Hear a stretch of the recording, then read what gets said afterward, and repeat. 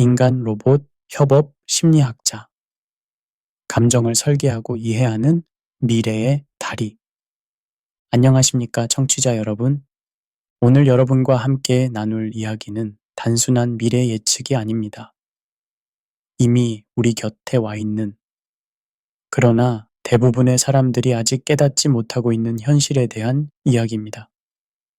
여러분은 오늘 아침 스마트폰 알람에 깨어나면서 고마워 라고 말해본 적이 있으십니까? 아니면 음성인식 기기에게 날씨를 물어보면서 마치 친구에게 묻듯 오늘 비 온다니? 라고 자연스럽게 말해본 경험은 없으십니까? 이것이 바로 우리가 이미 경험하고 있는 인간-기계 감정 상호작용의 시작입니다. 우리는 의식하지 못하는 사이에 기계에게 감정을 투사하고 기계의 반응에서 감정을 읽어내고 있습니다. 심리학자 클리포드 나스의 연구에 따르면 인간은 컴퓨터와 상호작용할 때도 마치 다른 인간과 대화하는 것처럼 예의를 지키고 감정적 반응을 보인다고 합니다. 이는 우리의 뇌가 진화적으로 사회적 상호작용에 최적화되어 있기 때문입니다. 하지만 여기서 약간의 냉소적 관점을 덧붙이자면 우리가 기계에게 보이는 이러한 감정적 반응이 과연 순수한 본능일까요? 아니면 이미 우리가 기계에게 의존하도록 설계된 환경의 결과일까요? 이 질문에 답하기 위해 우리는 새로운 직업의 등장을 주목해야 합니다. 바로 인간 로봇 협업 심리학자라는 직업 말입니다. 이들은 단순히 기술을 개발하는 사람이 아닙니다. 인간의 감정과 기계의 논리 사이에서 다리 역할을 하는 전문가들입니다. 제1장 감정의 기계화. 우리는 언제부터 로봇에게 마음을 열었나? 인간이 기계에게 감정을 느끼기 시작한 것은 생각보다 훨씬 이른 시기였습니다. 1966년 MIT의 조셉 와이젠바움이 개발한 엘리자라는 컴퓨터 프로그램을 기억하시는 분이 계실까요? 엘리자는 단순한 패턴 매칭 기술로 작동하는 치료사 역할 프로그램이었습니다. 사용자가 나는 우울해 라고 입력하면 우울하다고 느끼시는군요. 그것에 대해 더 말씀해 주세요 라고 반응하는 식이었죠. 놀랍게도 많은 사람들이 이 단순한 프로그램에게 진정한 감정적 유대감을 느꼈습니다. 심지어 와이젠바움의 비서조차 프로그램과 개인적인 대화를 나누고 싶어 해서 와이젠바움을 방에서 나가달라고 부탁했다고 합니다. 이 현상을 설명하는 심리학적 개념이 바로 의인법적 편향입니다. 인간은 진화적으로 다른 존재의 의도와 감정을 빠르게 파악해야 생존할 수 있었기 때문에 움직이거나 반응하는 모든 것에 대해 인간적 특성을 부여하는 경향이 있습니다. 하지만 현대에 들어서면서 이러한 경향은 점점 더 정교하게 활용되고 있습니다. 애플의 시리는 유머 감각을 가지고 있는 것처럼 프로그래밍 되어 있고 아마존의 알렉사는 사용자의 기분에 따라 목소리, 톤을 조절합니다. 이는 우연이 아닙니다. 수많은 심리학자와 인간공학 전문가들이 참여한 의도적인 설계의 결과입니다. 여기서 약간의 냉소적 관점을 덧붙이자면 우리가 기계에게 느끼는 감정적 애착이 과연 자연스러운 현상일까요? 실리콘밸리의 거대 기술 기업들은 설득 기술이라는 분야에 천문학적 투자를 하고 있습니다.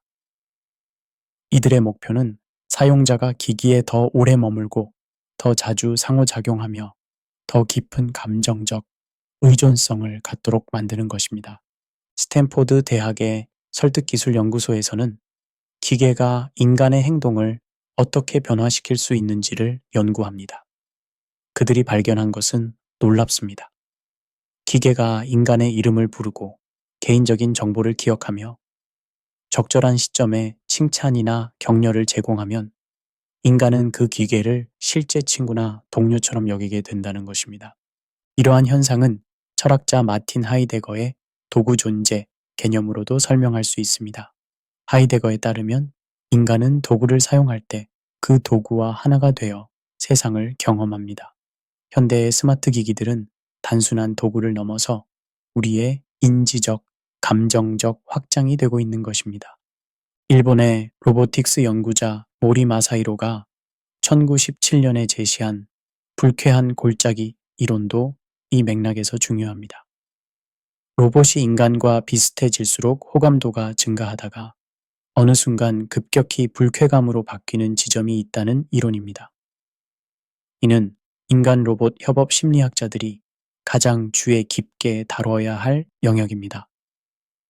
제2장 신뢰의 알고리즘, 인공지능과의 관계에서 나타나는 심리학. 신뢰는 모든 관계의 기초입니다. 그런데 기계와의 관계에서 신뢰는 어떻게 형성될까요? 이는 단순히 기술적 성능의 문제가 아닙니다. 심리학적, 사회학적 요인들이 복합적으로 작용하는 영역입니다. 사회심리학자 로젠버그의 연구에 따르면 인간이 다른 존재를 신뢰할 때 고려하는 요소는 크게 세 가지입니다. 능력, 선의, 그리고 무결성입니다. 흥미롭게도 이러한 요소들은 인공지능과의 관계에서도 똑같이 적용됩니다. 먼저 능력의 측면을 살펴보겠습니다. 의료진단 AI인 IBM의 왓슨이 초기에 큰 기대를 모았다가 실망을 안겨준 사례가 있습니다. 왓슨은 의학 논문과 데이터를 방대하게 학습했지만 실제 임상 현장에서는 의사들의 직관과 경험을 제대로 이해하지 못했습니다. 결과적으로 의료진들은 왓슨에 대한 신뢰를 잃었습니다. 선의의 측면에서는 더욱 복잡한 문제가 발생합니다. 인공지능은 선악의 개념을 가지고 있지 않지만 사용자들은 AI가 자신의 이익을 고려해 줄 것이라고 기대합니다. 예를 들어 구글의 검색 알고리즘이 광고주의 이익을 위해 검색 결과를 조작한다는 의혹이 제기될 때마다 사용자들의 신뢰도는 크게 흔들립니다. 무결성은 일관성과 예측 가능성을 의미합니다.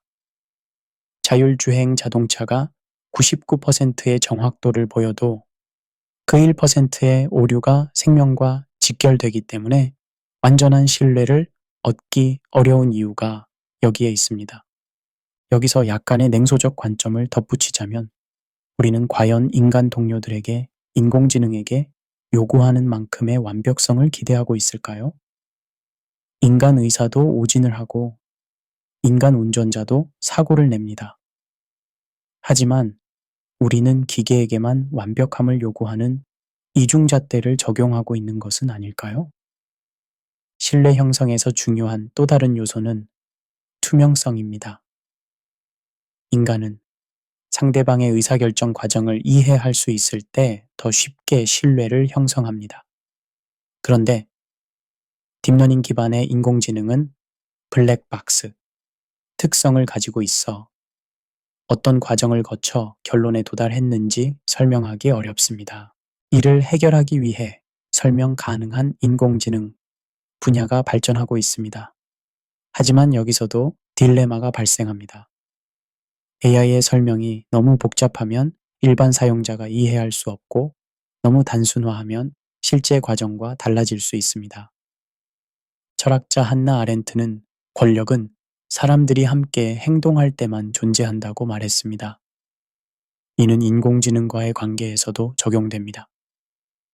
AI에 대한 신뢰는 개인적 경험뿐만 아니라 사회적 합의를 통해 형성됩니다. 다른 사람들이 특정 AI 시스템을 신뢰한다는 사실 자체가 개인의 신뢰 형성에 영향을 미칩니다. 제3장 협업의 새로운 정의, 인간과 기계의 경계가 무너지는 시대. 협업이라는 개념 자체가 급격히 변화하고 있습니다. 전통적으로 협업은 2명 이상의 인간이 공동 목표를 달성하기 위해 함께 일하는 것을 의미했습니다. 하지만 이제 우리는 기계와 협업하는 시대에 살고 있습니다. 하버드 비즈니스 스쿨의 토마스 말론 교수는 협업의 핵심 요소를 다음과 같이 정의했습니다. 목표 공유, 역할 분담, 의사소통, 그리고 상호 의존성. 놀랍게도 이 모든 요소들이 인간-기계 협업에서도 나타납니다. 현실적인 예를 들어보겠습니다. 현대의 수술실에서는 의사와 로봇이 함께 수술을 진행합니다. 다빈치 수술 로봇의 경우 의사가 원격으로 조작하는 도구이지만 로봇 자체도 떨림 보정, 정밀 제어 등의 독립적 기능을 수행합니다. 이때 의사와 로봇은 환자 치료라는 공동 목표를 가지고 각각의 역할을 분담하며 실시간으로 정보를 주고받습니다. 하지만 여기서 흥미로운 심리학적 현상이 발생합니다. 숙련된 의사들이 로봇 수술에 적응하는 과정에서 나타나는 기술 스트레스입니다. 자신의 손으로 직접 수술하던 의사가 기계를 통해 간접적으로 수술하게 되면서 느끼는 통제감 상실과 불안감을 말합니다. MIT의 셰리 터클 교수는 이를 외로운 함께 현상으로 설명합니다. 기술이 우리를 연결해주지만 동시에 고립시킨다는 역설적 상황입니다. 의사는 로봇과 협업하면서도 환자와의 직접적 접촉이 줄어들어 감정적 거리감을 느끼게 됩니다. 제조업 현장에서도 비슷한 현상이 나타납니다. BMW의 스파르탄부르크 공장에서는 인간 작업자와 로봇이 같은 조립 라인에서 함께 일합니다. 로봇은 무거운 부품을 들어 올리고 인간은 정밀한 조립 작업을 담당합니다. 초기에는 작업자들이 로봇에 대해 불안감을 느꼈지만 시간이 지나면서 로봇을 신뢰할 수 있는 동료로 인식하게 되었습니다. 여기서 약간의 냉소적 관점을 덧붙이자면 이러한 협업이 과연 평등한 파트너십일까요? 로봇은 필요하지 않고 불평하지 않으며 임금 인상을 요구하지도 않습니다. 기업의 관점에서 보면 이상적인 직원인 셈입니다. 그렇다면 인간 로봇 협업이라는 미명 하에 인간 노동자의 지위가 점점 주변화되는 것은 아닐까요? 인지과학자 앤디 클라크는 인간과 기술의 관계를 확장된 마음 이론으로 설명합니다. 스마트폰이 우리의 기억을 확장하듯 AI와 로봇은 우리의 신체적, 인지적 능력을 확장시킵니다. 이런 관점에서 보면 인간-기계 협업은 단순한 분업이 아니라 새로운 형태의 인간 존재 방식인 것입니다. 하지만 이러한 확장이 항상 긍정적인 것만은 아닙니다. GPS에 의존하면서 공간 지각 능력이 퇴화되고 검색 엔진에 의존하면서 기억력이 약해지는 것처럼 로봇과의 협업이 인간의 고유한 능력을 퇴화시킬 위험도 있습니다. 제4장 감정 설계의 윤리학 누가 무엇을 위해 감정을 만드는가? 감정을 설계한다는 것은 무엇을 의미할까요? 그리고 누가 그럴 권한을 가지고 있을까요? 이는 단순한 기술적 문제가 아니라 깊이 있는 윤리적, 철학적 질문입니다. 2016년 마이크로소프트가 출시한 AI 챗봇 테이는 트위터에서 사용자들과 대화하며 학습하도록 설계되었습니다. 하지만 24시간도 지나지 않아 테이는 인종차별적이고 성차별적인 발언을 하기 시작했습니다. 이는 일부 사용자들이 의도적으로 편향된 정보를 입력했기 때문이었지만 더 근본적인 문제를 드러냈습니다. 감정과 가치관을 학습하는 AI는 인간 사회의 어두운 면까지 그대로 흡수한다는 것입니다. 이 사건은 감정 설계에서 중요한 윤리적 원칙들을 제시합니다. 첫째, 누구의 감정을 기준으로 할 것인가? 둘째, 어떤 가치관을 반영할 것인가? 셋째, 편향과 차별을 어떻게 방지할 것인가? 아리스토텔레스의 덕 윤리학 관점에서 보면 감정은 중용을 통해 조절되어야 합니다. 용기는 비겁함과 무모함 사이의 균형이고 관대함은 인색함과 낭비 사이의 균형입니다.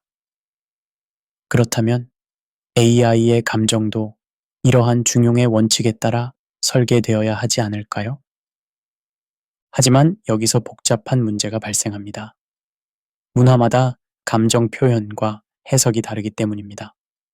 일본에서는 직접적인 거절보다 우회적 표현을 선호하지만 독일에서는 명확하고 직접적인 의사소통을 중시합니다. 글로벌 AI 시스템은 어떤 문화적 기준을 적용해야 할까요? 여기서 약간의 냉소적 관점을 덧붙이자면 현재 감정 설계의 주도권은 대부분 실리콘밸리의 기술 기업들이 쥐고 있습니다. 이들의 가치관과 문화적 배경이 전 세계 AI의 감정 표준이 되고 있는 셈입니다. 이는 문화적 제국주의의 새로운 형태가 아닐까요?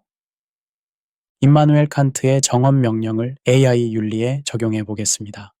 내 행동의 준칙이 보편적 법칙이 될 수 있도록 행동하라는 원칙에 따르면 AI의 감정 반응도 모든 상황에서 보편적으로 적용될 수 있어야 합니다.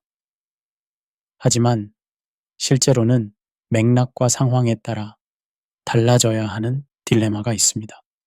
예를 들어 의료용 AI가 환자에게 나쁜 소식을 전달할 때는 어떤 감정 톤을 사용해야 할까요? 너무 차갑게 하면 비인간적이고 너무 감정적으로 하면 부적절할 수 있습니다. 이런 섬세한 판단을 AI에게 맡겨도 될까요? MIT의 로자린드 피카드 교수가 개발한 감정 컴퓨팅 분야에서는 이러한 문제들을 다룹니다. 그녀는 AI가 인간의 감정을 인식하고 적절히 반응할 수 있어야 한다고 주장합니다. 하지만 동시에 AI가 인간의 감정을 조작하는 도구로 사용될 위험성도 경고합니다. 페이스북의 감정 전염 실험은 이러한 우려를 현실화한 사례입니다. 2014년 페이스북은 사용자들의 동의 없이 뉴스피드의 감정적 톤을 조작하여 사용자들의 감정 변화를 관찰했습니다. 이는 감정 설계가 얼마나 강력한 영향력을 가질 수 있는지를 보여줍니다. 제5장 불안과 적응, 기술 변화에 대한 인간의 심리적 반응. 인간은 변화에 대해 근본적으로 양가적 감정을 가집니다. 새로운 것에 대한 호기심과 기존 질서에 대한 애착이 동시에 존재합니다. 기술 변화, 특히 아이와 로봇의 등장에 대한 인간의 반응도 이러한 양가성을 그대로 보여줍니다. 심리학자 엘리자베스 퀴블러 로스가 제시한 부정, 분노, 협상, 우울, 수용 같은 변화의 5단계는 기술 적응 과정에도 적용됩니다. 대부분의 사람들이 새로운 기술을 접할 때 이러한 단계를 거칩니다. 부정 단계에서는 AI가 내 일을 대체할 리 없어 라고 생각합니다. 분노 단계에서는 기계가 인간을 대신한다니 말이 안 돼 라며 저항합니다. 협상 단계에서는 내가 기술을 배우면 괜찮을 거야 라며 타협점을 찾으려 합니다. 우울 단계에서는 나는 이미 뒤처졌어 라며 좌절감을 느낍니다. 마지막으로 수용 단계에서야 기술과 함께 살아가는 방법을 찾아보자 라고 받아들입니다. 하지만 여기서 약간의 냉소적 관점을 덧붙이자면 이러한 적응 과정이 과연 자연스러운 심리적 반응일까요? 아니면 기술 기업들이 만들어낸 적응 서사에 우리가 길들여진 것일까요? 적응하지 못하면 도태된다. 는 메시지가 반복적으로 전달되면서 우리는 기술 변화를 무조건 받아들여야 한다고 생각하게 되었을 수도 있습니다. 프랑스의 철학자 폴 비릴리오는 기술 발전이 가져오는 속도의 폭력에 대해 경고했습니다. 기술 변화의 속도가 인간의 적응 능력을 초과할 때 우리는 심리적 외상을 입을 수 있다는 것입니다. 특히 중년 이후의 성인들이 새로운 기술에 적응하면서 겪는 스트레스는 실제로 건강에 악영향을 미칠 수 있습니다. 기술 불안은 현대인들이 겪는 새로운 형태의 정신건강 문제입니다. 스마트폰 없이는 불안해하는 노모포비아, AI가 자신의 일자리를 빼앗을까봐 걱정하는 오토메이션 불안 등이 그 예입니다. 하지만 인간의 적응력은 생각보다 강합니다. 심리학자 리처드 라자루스의 스트레스 대처 이론에 따르면 스트레스 상황에서 인간은 문제 중심 대처와 감정 중심 대처를 병행합니다. 기술 변화에 대해서도 마찬가지입니다. 어떤 사람들은 새로운 기술을 적극적으로 학습하여 문제를 해결하려 하고, 어떤 사람들은 기술의 긍정적 측면에 초점을 맞춰 감정적 균형을 맞추려 합니다. 흥미로운 것은 기술 낙관주의자와 기술 비관주의자 사이의 세대 차이입니다. 젊은 세대는 AI와 로봇을 자연스럽게 받아들이는 반면 기성세대는 더 신중하고 회의적인 태도를 보입니다. 이는 단순히 적응력의 차이가 아니라 서로 다른 가치 체계를 반영하는 것일 수도 있습니다. 제6장 직업의 진화, 인간 로봇 협업 심리학자가 되는 길. 이제 구체적으로 인간 로봇 협업 심리학자라는 직업에 대해 살펴보겠습니다.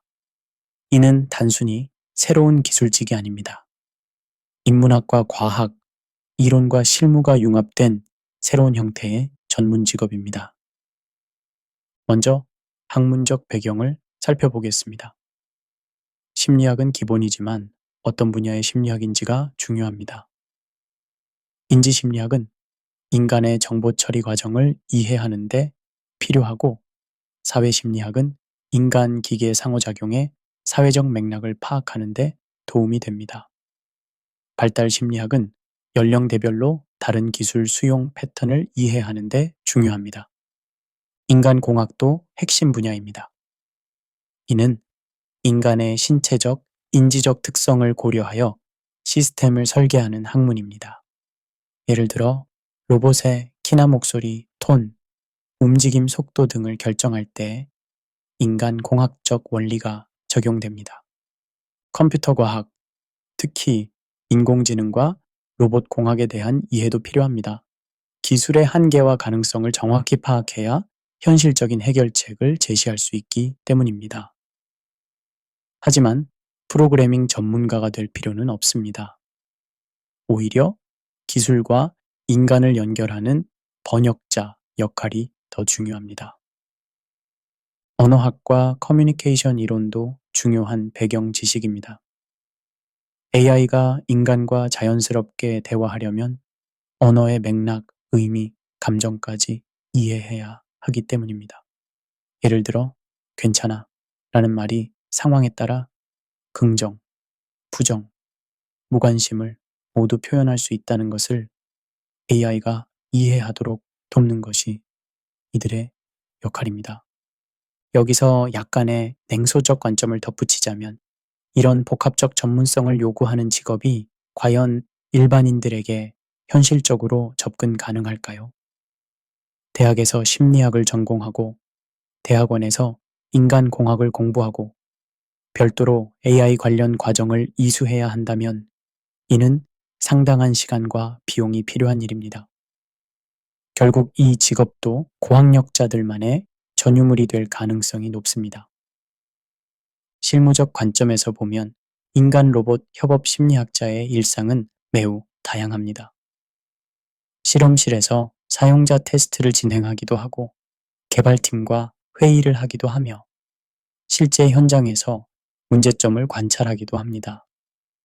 예를 들어 한 요양원에서 간병 로봇을 도입했는데 어르신들이 로봇을 무서워한다면 이들은 현장에 가서 어르신들을 인터뷰하고 로봇의 외관이나 행동 패턴에서 무엇이 불안감을 유발하는지 분석합니다. 그리고 개발팀에게 구체적인 개선 방안을 제시합니다. 제조업체에서 작업자들이 로봇과의 협업을 꺼린다면 작업 현장을 관찰하고 작업자들과 심층 면담을 진행합니다. 그리고 로봇의 동작 패턴을 조정하거나 작업자들을 위한 교육 프로그램을 설계합니다. 제7장 사회적 실험장으로서의 현실. 우리는 모두 베타 테스터다. 현실을 직시해 보겠습니다. 우리는 지금 거대한 사회적 실험의 한가운데 있습니다. 인공지능과 로봇이 인간 사회에 본격적으로 도입되는 것은 인류 역사상 처음 있는 일이기 때문입니다. 그리고 이 실험에서 우리는 모두 피실험자이자 베타 테스터입니다.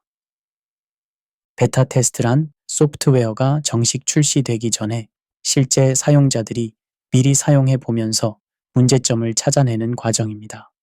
문제는 현재 AI와 로봇 기술이 완성된 제품이 아닌 베타 버전 상태로 우리 일상에 도입되고 있다는 점입니다. 자율주행 자동차를 예로 들어보겠습니다. 테슬라의 오토파일럿 기능은 아직 완전 자율주행이 아닙니다. 하지만 100만 명의 운전자들이 실제 도로에서 이 기능을 사용하면서 데이터를 제공하고 있습니다. 이들은 사실상 테슬라의 무료 테스터인 셈입니다. 음성인식 기기들도 마찬가지입니다. 우리가 알렉사 또는 시리에게 말을 걸 때마다 그 음성 데이터는 AI를 개선하는 데 사용됩니다. 우리는 이 기기들을 사용하면서 동시에 이들을 훈련시키고 있는 것입니다. 여기서 약간의 냉소적 관점을 덧붙이자면 이러한 사회적 베타 테스트에서 발생하는 비용과 위험은 개인과 사회가 부담하지만 혜택은 주로 기술 기업들이 가져갑니다. 자율주행차 사고의 피해자는 일반 시민이지만 수집된 데이터로 만들어진 개선된 알고리즘의 소유권은 기업에게 있습니다. 사회학자 지그문트 바우만의 유동적 근대성 개념이 이 상황을 잘 설명합니다. 현대사회는 고체처럼 안정된 구조가 아니라 액체처럼 계속 변화하는 상태입니다. AI와 로봇 기술의 도입은 이러한 유동성을 더욱 가속화하고 있습니다. 예를 들어 의료 분야에서 AI 진단 시스템이 도입되면서 의사와 환자의 관계가 변화하고 있습니다. 환자들은 AI의 진단을 의사의 의견과 비교하고 때로는 AI를 더 신뢰하기도 합니다. 의사들은 AI와 경쟁하면서 동시에 협력해야 하는 복잡한 상황에 놓였습니다. 교육 분야도 마찬가지입니다. AI 튜터링 시스템이 개인 맞춤형 학습을 제공하면서 전통적인 일방향 수업의 효용성이 도전받고 있습니다. 교사들은 지식 전달자에서 학습 촉진자로 역할을 변화시켜야 합니다. 이러한 변화 과정에서 적응 격차가 발생합니다. 새로운 기술에 빠르게 적응하는 사람들과 그렇지 못한 사람들 사이에 격차가 벌어집니다. 이는 단순한 기술 격차를 넘어서 사회적 불평등의 새로운 형태가 될 수 있습니다. 철학자 위르겐 하버마스의 의사소통 행위 이론에 따르면 건전한 사회는 시민들 간의 자유로운 토론과 합의를 통해 발전합니다. 하지만 AI 기술의 도입 과정에서는 충분한 사회적 토론이 이루어지지 않고 있습니다. 기술 기업들이 먼저 제품을 출시하고 사회는 나중에 그 영향을 감당하는 패턴이 반복되고 있습니다. 제8장 미래를 준비하는 현실적 방법들 이론적 논의를 넘어서 이제 실제로 우리가 무엇을 할 수 있는지 살펴보겠습니다. 인간 로봇 협업의 시대를 준비하는 것은 일부 전문가들만의 몫이 아닙니다. 모든 사람이 각자의 위치에서 할 수 있는 일들이 있습니다. 먼저 개인 차원에서의 준비 방법부터 살펴보겠습니다. 가장 중요한 것은 기술 이해력을 기르는 것입니다. 이는 프로그래밍을 배우라는 의미가 아닙니다. AI와 로봇이 무엇을 할 수 있고 무엇을 할 수 없는지, 어떤 원리로 작동하는지에 대한 기본적 이해를 갖는 것입니다. 예를 들어 챗GPT나 구글 번역기를 사용할 때도 이들의 한계를 이해하고 있다면 더 효과적으로 활용할 수 있습니다. AI는 패턴 인식에는 뛰어나지만 창의적 사고나 윤리적 판단에는 한계가 있다는 것을 아는 것만으로도 충분합니다. 감정적 준비도 중요합니다. 기술 변화에 대한 막연한 두려움보다는 구체적인 이해를 바탕으로 한 대응이 필요합니다. 심리학자 수잔 데이비드의 감정 민첩성 개념을 적용하면 기술에 대한 부정적 감정을 인정하면서도 그에 매몰되지 않고 건설적인 행동을 취할 수 있습니다. 교육 분야에서는 근본적인 변화가 필요합니다. 현재의 교육 시스템은 산업 시대에 맞춰 설계되었습니다. 정해진 답을 빠르고 정확하게 찾는 능력을 중시했죠. 하지만 AI 시대에는 창의성, 비판적 사고, 감정 지능, 협업 능력이 더 중요해집니다. 여기서 약간의 냉소적 관점을 덧붙이자면 교육계는 변화의 가장 보수적인 분야 중 하나입니다. 미래 교육에 대한 담론은 많지만 실제로는 여전히 20세기 방식으로 교육이 이루어지고 있습니다. 진정한 변화가 일어나려면 시간이 더 필요할 것입니다. 기업 차원에서도 준비가 필요합니다. 단순히 기술을 도입하는 것이 아니라 인간과 기술이 함께 일할 수 있는 문화와 시스템을 만들어야 합니다. 이를 위해서는 인간 로봇 협업 심리학자와 같은 전문가들의 도움이 필요합니다. 토요타의 카이젠 철학은 좋은 예시입니다. 지속적인 개선을 통해 인간과 기계가 조화롭게 일할 수 있는 환경을 만들어 왔습니다.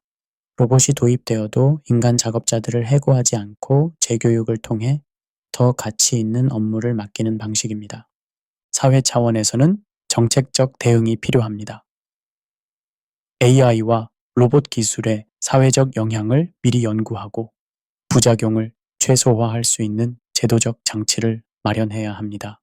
유럽연합의 AI 윤리 가이드라인이나 한국의 AI 국가 전략은 이러한 노력의 예입니다. 하지만 정책만으로는 충분하지 않습니다. 시민들의 적극적인 참여와 감시가 필요합니다. 기술 기업들이 시민들의 이익을 고려하여 개발을 진행하도록 압력을 가해야 합니다. 결론. 다리를 건너는 사람들.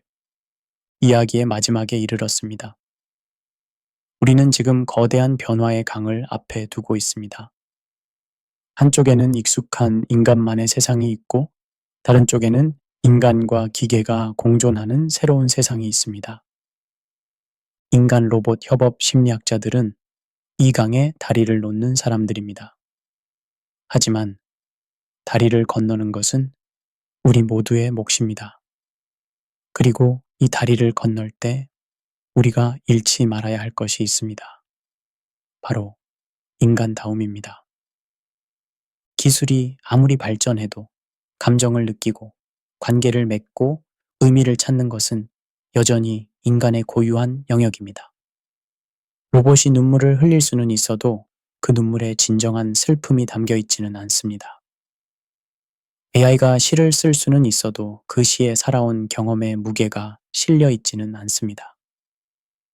철학자 마르틴 부버는 인간관계를 나 너와 나 그것으로 구분했습니다. 진정한 인간관계는 상대를 대상이 아닌 주체로 대하는 나, 너 관계에서 시작됩니다. 우리가 기계와 협업할 때도 이러한 태도가 필요합니다. 기계를 단순한 도구가 아닌 협력 파트너로 대하되 동시에 그 한계를 분명히 인식해야 합니다. 여기서 약간의 냉소적 관점을 마지막으로 덧붙이자면 우리는 과연 이 변화를 선택한 것일까요? 아니면 거대한 기술 기업들의 이익을 위해 어쩔 수 없이 떠밀려 가고 있는 것일까요? 이에 대한 답은 우리가 얼마나 주체적으로 이 변화에 참여하느냐에 달려 있습니다. 변화를 두려워할 필요는 없지만 무비판적으로 받아들여서도 안 됩니다. 우리에게는 선택권이 있습니다. 어떤 기술을 받아들이고 어떤 방식으로 활용할지를 결정할 권리가 있습니다.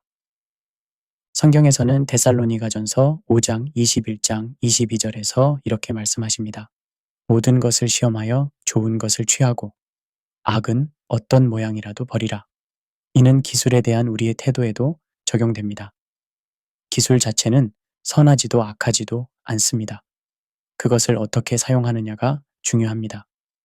인간 로봇 협업의 시대는 이미 시작되었습니다.